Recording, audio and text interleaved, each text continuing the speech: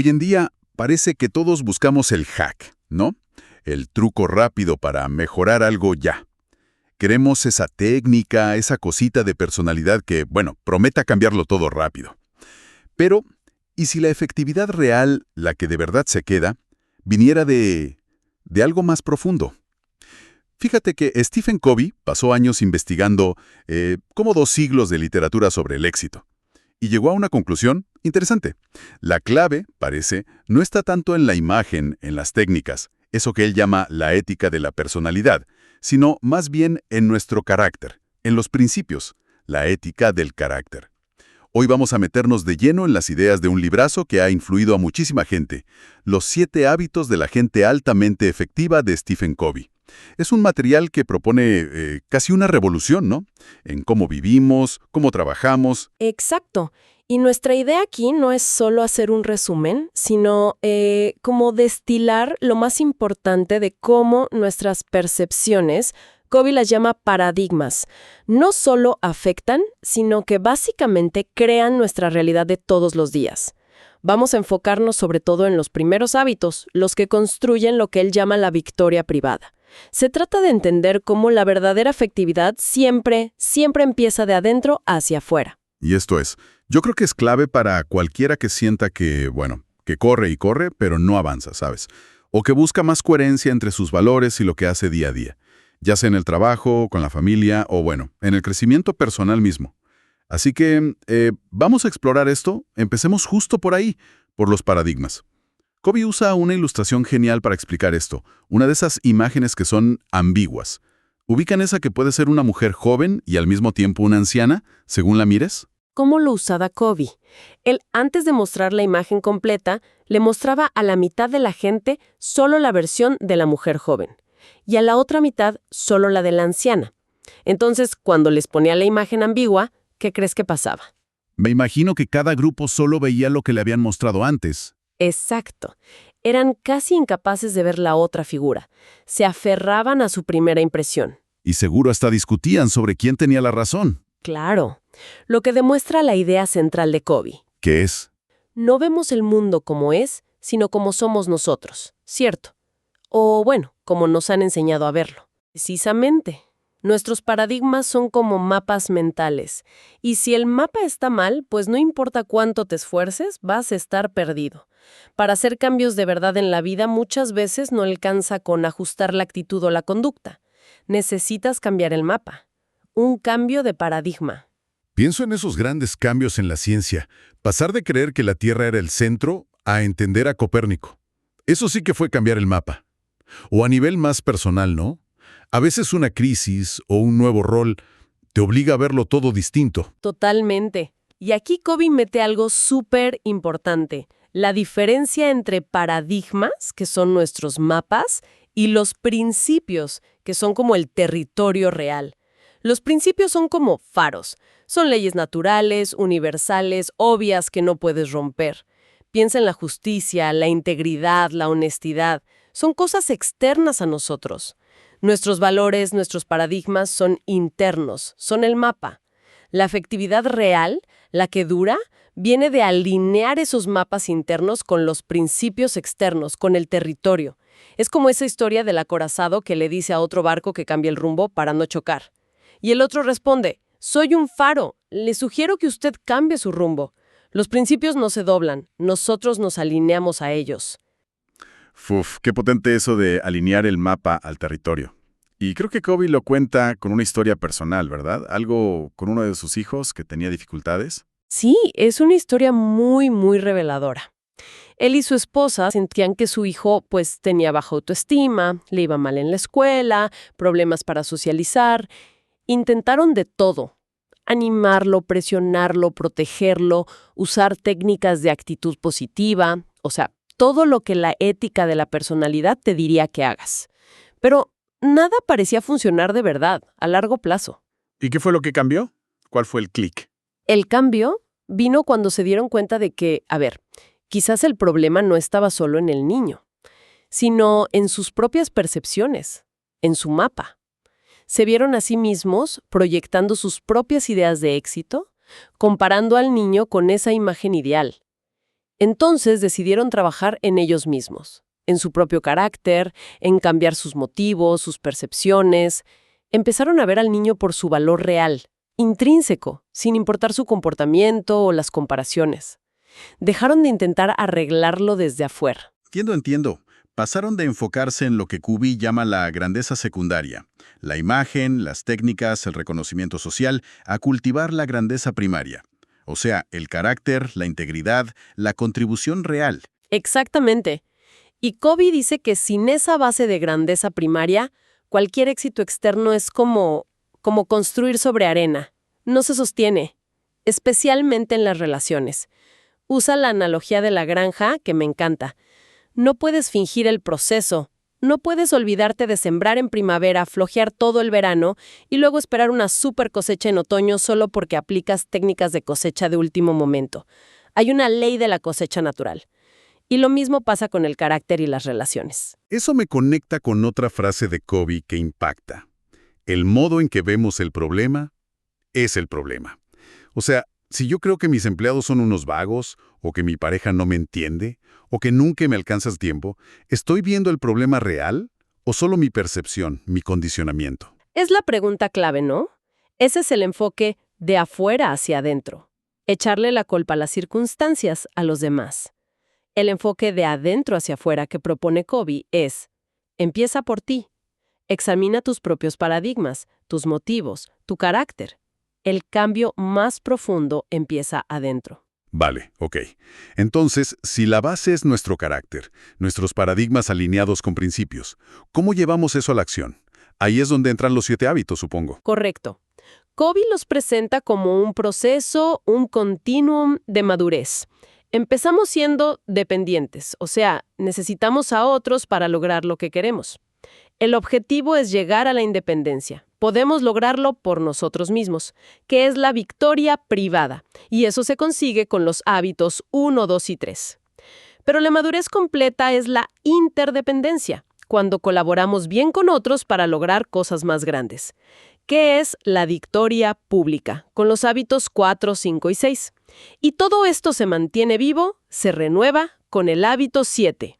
Ajá. Y antes de meternos de lleno en los hábitos, mencionaste un principio que como que los une a todos. Algo de P y CP. Ah, sí, el equilibrio PCP. Es fundamental.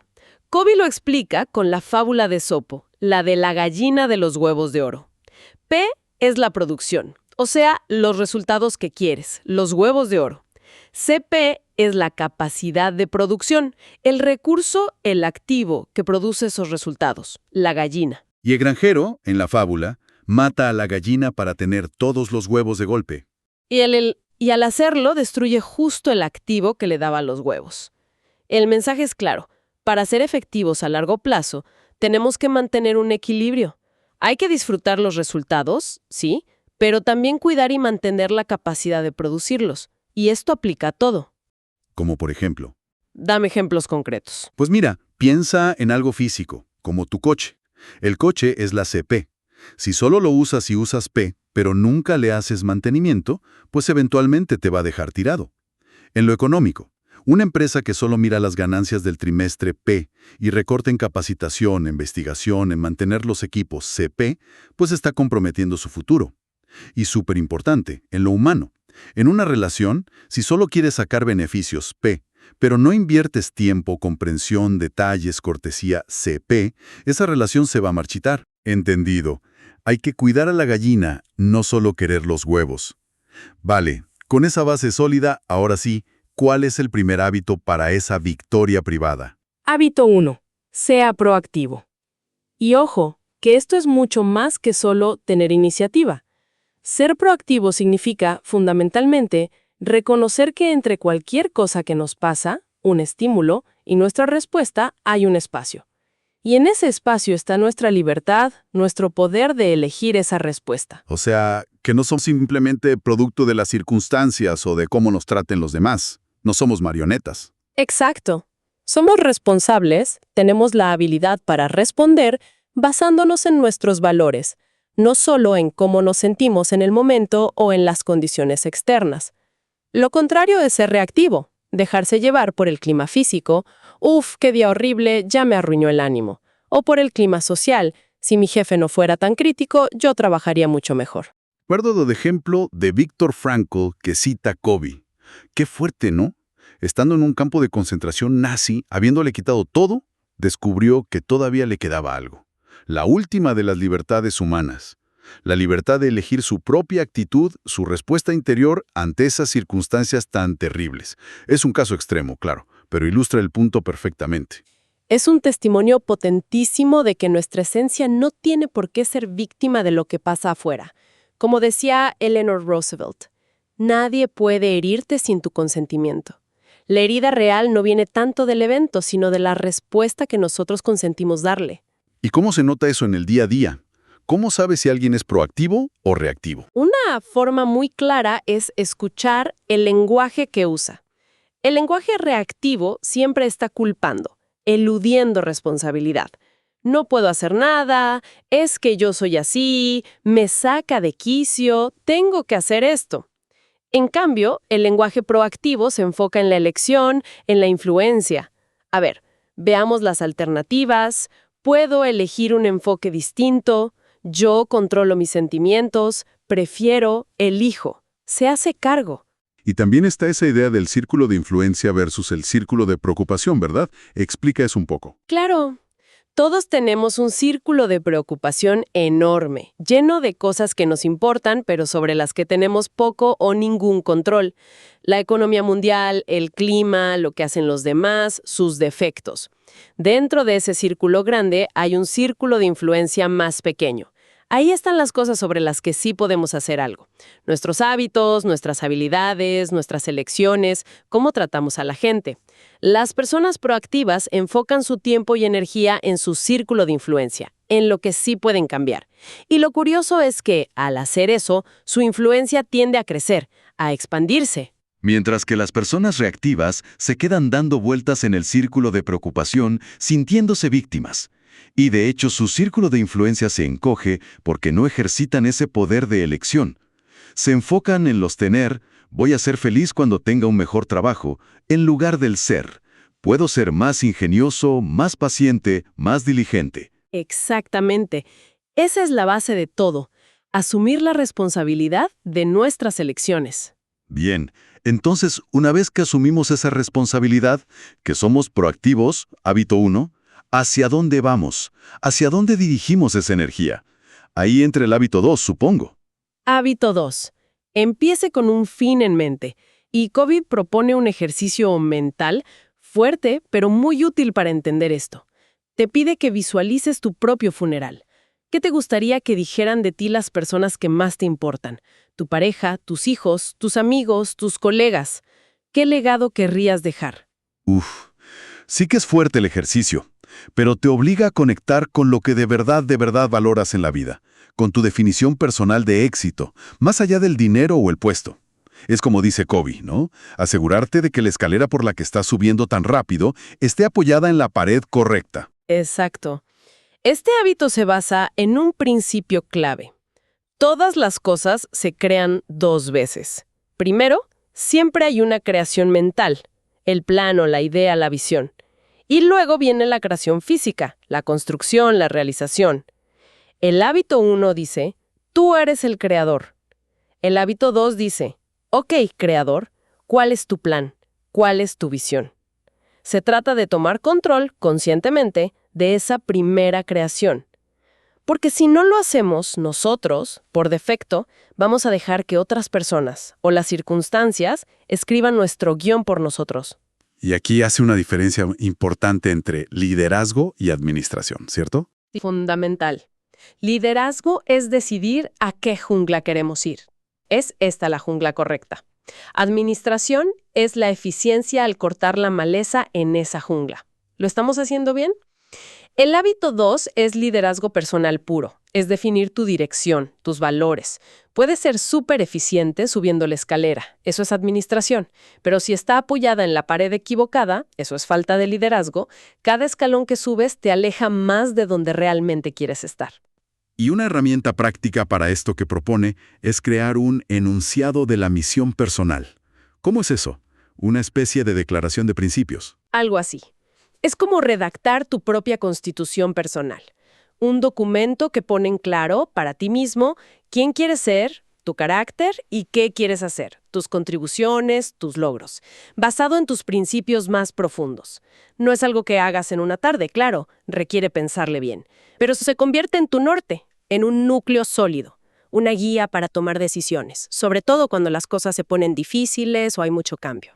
Y Covey también alerta sobre el peligro de centrar nuestra vida en cosas que son inestables, como el dinero, el trabajo, la pareja, las posesiones, incluso uno mismo. Correcto. Argumenta que todos esos centros alternativos son por naturaleza inestables y nos hacen vulnerables emocionalmente. Lo que él propone es un centro de principios. Dice que es la base más sólida porque los principios son atemporales, universales, no cambian con las modas ni las circunstancias. Te dan una brújula interna constante que te da seguridad, guía, sabiduría y poder personal. Entonces, hábito 1 es tomar el timón, ser el piloto. Hábito 2 es decidir el destino, el puerto al que queremos llegar. ¿Qué sigue? ¿Cómo navegamos? Ahí entra el hábito 3. Primero lo primero. Este es el hábito de la administración personal. Es la ejecución, la puesta en práctica día a día de los hábitos 1 y 2.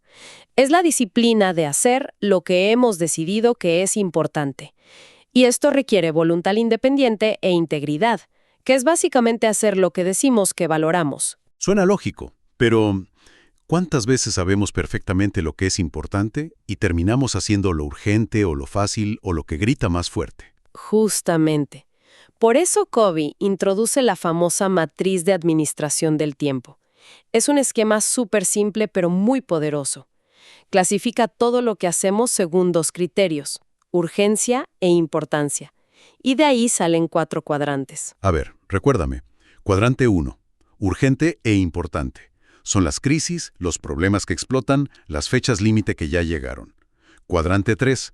Urgente pero no importante. Las interrupciones, muchas llamadas, reuniones que no aportan tanto, cosas que parecen urgentes pero que en realidad no nos acercan a nuestras metas clave. Y cuadrante 4. Ni urgente ni importante. Las trivialidades, perder el tiempo, distracciones. Exacto. Y el cuadrante clave, donde realmente vive la efectividad, es el cuadrante 2. Importante, pero no urgente. Ahí están las actividades de prevención, de construir relaciones, de planificar a largo plazo, de aprender cosas nuevas, de hacer ejercicio, de buscar oportunidades, de cuidar nuestra CP. Todas esas cosas que sabemos que marcan la diferencia a largo plazo, pero como no gritan pidiendo atención inmediata, pues las solemos dejar para después. Entiendo. La gente realmente efectiva pasa mucho más tiempo en el cuadrante 2. Están previniendo incendios en lugar de solo apagarlos. Y eso requiere proactividad, hábito 1, para elegirlo, y tener claro el fin en mente, hábito 2, para saber que es importante. Y también implica Aprender a decir no con elegancia a las actividades de los cuadrantes 3 y 4, e incluso algunas del 1 que podrían haberse evitado si hubiéramos actuado antes desde el 2. Fíjate que no se trata tanto de gestionar el tiempo, sino de gestionarnos a nosotros mismos en relación con nuestras prioridades. La clave no es priorizar lo que está en tu agenda, sino agendar tus prioridades. Poner primero lo primero, especialmente las actividades del cuadrante 2.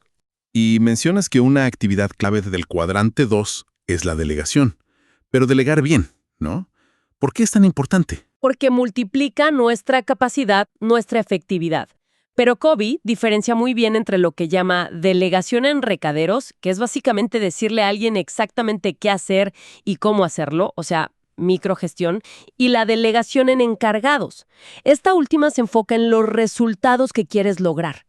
Confías en la capacidad de la otra persona y le das responsabilidad sobre los métodos, no solo sobre las tareas. Claro, requiere definir bien los resultados esperados, las directrices, los recursos disponibles, cómo se va a rendir cuentas y cuáles son las consecuencias. Pero libera tu tiempo para cosas de más alto nivel y, súper importante, ayuda a desarrollar a las otras personas. Es un principio de empoderamiento mutuo. Vale, entonces, estos 3 hábitos, ser proactivo, empezar con un fin en mente, poner primero lo primero, construyen esa base sólida de carácter e independencia, la victoria privada. Suena muy bien a nivel personal, pero claro, vivimos en un mundo con otras personas. ¿Cómo pasamos de esta fortaleza interior a trabajar bien con los demás, a ser interdependientes? Excelente punto. Porque antes de poder siquiera pensar en la victoria pública, que son los hábitos de la interdependencia como pensar ganar-ganar, buscar primero entender y luego ser entendido, la sinergia, necesitamos una base sólida de confianza en nuestras relaciones. Y aquí Covey introduce otra metáfora muy útil, la cuenta bancaria emocional. ¿Cuenta bancaria emocional? ¿Suena interesante? ¿Cómo es eso? Imagina que cada relación importante que tienes, con tu pareja, tus hijos, tus colegas, tu jefe, tiene como una cuenta bancaria invisible. En esa cuenta, lo que se mide es el nivel de confianza que hay. Hacemos depósitos en esa cuenta cada vez que somos corteses, cumplimos nuestras promesas, escuchamos de verdad, nos disculpamos sinceramente cuando nos equivocamos, somos leales, aclaramos las expectativas, todas esas acciones que construyen confianza. Y claro, también hacemos retiros. Cuando somos rudos, rompemos promesas, ignoramos al otro, somos arrogantes, traicionamos la confianza. Y me imagino que si tienes un saldo alto en esa cuenta, la comunicación fluye, ¿no? Hay margen para errores, puedes hablar de temas difíciles, la colaboración es más fácil, pero si el saldo está bajo o en números rojos, La comunicación se vuelve tensa. Cada interacción es difícil, no hay espacio para el error, cualquier malentendido se magnifica y la colaboración real se vuelve casi imposible. La confianza, ese sardo en la cuenta emocional, es el prerequisito indispensable para cualquier tipo de interdependencia efectiva y saludable. Por eso, construir la victoria privada, la integridad personal, el carácter, la disciplina de los hábitos 1, 2 y 3 es tan esencial, porque es la fuente de los depósitos más genuinos y valiosos que podemos hacer en las cuentas emocionales que tenemos con los demás. tiene todo el sentido del mundo. Es como que la efectividad personal, esa solidez interna es el cimiento sobre el que después puedes construir la efectividad con otros, y el puente es la confianza. Entonces, haciendo un repaso rápido de lo que exploramos hoy, empezamos con la idea de que nuestros paradigmas, nuestros lentes, moldean cómo vemos todo. Vimos la importancia crucial de un enfoque de adentro hacia afuera, centrado en el carácter y en principios universales, no solo en arreglos rápidos o técnicas superficiales. Y detallamos los 3 primeros hábitos para construir esa fortaleza interior, esa victoria privada. Ser proactivo, hábito 1. Asumiendo nuestra responsabilidad y libertad de elección. Empezar con un fin en mente, hábito 2. Definiendo nuestra visión y valores. Y poner primero lo primero, hábito 3. Viviendo día a día en base a esas prioridades importantes, no solo urgentes. Exacto. Y sin olvidar esos hilos conductores que lo conectan todo. Por un lado, el equilibrio constante entre P, la producción, los resultados, y CP, la capacidad de producir para que todo sea sostenible a largo plazo. Y por otro, la necesidad fundamental de cultivar la confianza, de hacer depósitos constantes en esa cuenta bancaria emocional, que es lo que nos va a permitir luego construir relaciones interdependientes y realmente exitosas.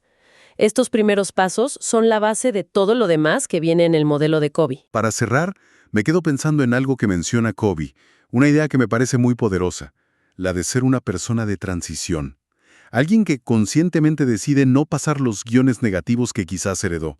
Ya sabes, patrones de pensamiento limitantes, hábitos reactivos, formas de relacionarse que no funcionan.